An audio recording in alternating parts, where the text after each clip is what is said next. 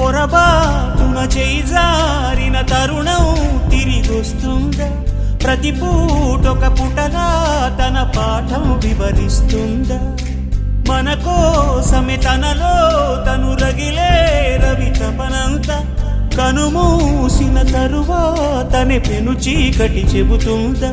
కడతేరని పయనాలెన్ని, పడదోసిన ప్రణయాలెన్ని అని తిరగే ఛాయా చరిత పుటలు, వెను చూడక ఉరికే కథలు, తమ ముందు తరాలకు స్మృతుల చితులు అందించాలా ప్రేమికులు. ఇది కాదే విధిరాత,